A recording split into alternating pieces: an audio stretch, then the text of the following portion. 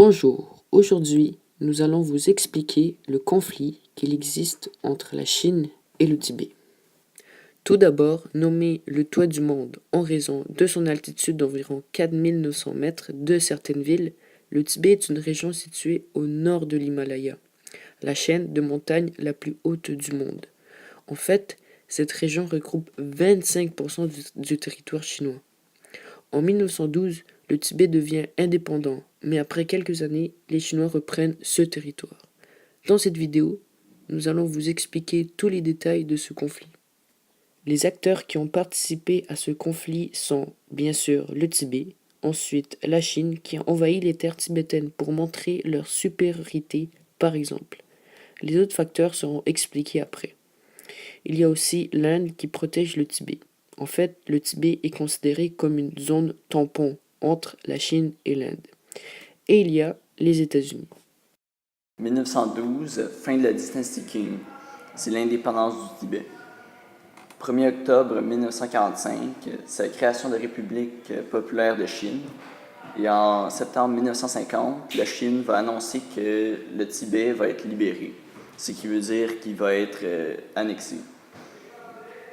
Le 7 octobre 1950, le général Zhang Guo franchit le Tibet avec 40 000 soldats. Le 23 mai 1951, c'est l'ouverture des négociations en 17 points afin de prendre le Tibet de manière pacifiste et de gagner l'approbation de la population. En 1956, c'est la rébellion des Khampas. En 1965, c'est la création de la région autonome du Tibet. De 1966 à 1976, c'est la révolution culturelle qui prend place. En 1987, il y a la proposition d'un plan de paix en 5 points. Et de 1987 à 1988, c'est Manifestation de Lhasa. En 1988, le Dalai Lama renonce à l'indépendance du Tibet, mais souhaite l'autonomie de la région. Le 5 mars 1989, c'est le dernier acte de révolte de la part du Tibet.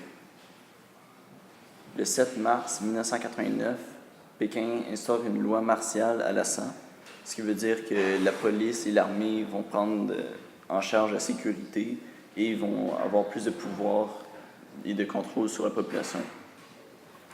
On peut ici voir une carte avec les principales contestations et révolutions au Tibet. On peut voir qu'ils sont surtout sur les frontières. Dans le dernier siècle, la Chine fut marquée par des politiques de centralisation du pouvoir et privilège la fortification de l'identité chinoise qui a été affaiblie par le siècle de l'humiliation. À cause de cela, le territoire Tibet fut envahi en 1950 par le Parti communiste chinois, dirigé par Mao Zedong. La Chine dit réclamer la souveraineté du territoire, qui selon eux leur appartenait depuis 800 ans. Pourtant, en 2012, le chef politique et spirituel du Tibet, le 13e Dalai Lama, avait proclamé l'indépendance du pays et plusieurs traités avec les pays voisins montrent leurs revendications politiques. Les Tibétais voulaient défendre leur autonomie et le peuple était uni sous le drapeau national contre l'invasion chinoise. Mais ils perdirent en mai 1951 après près de 5000 soldats tués dans leur corps.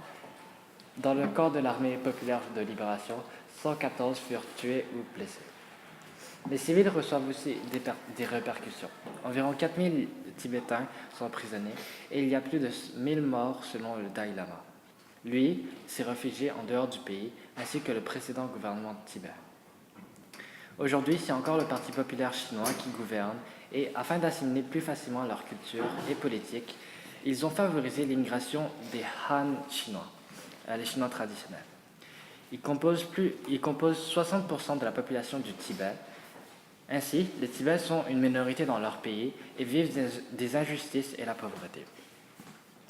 Donc le conflit tibétain est un conflit moderne pas encore résolu et le débat est encore ouvert sur la souveraineté du Tibet. Et quelle solution apporteriez-vous à ce problème?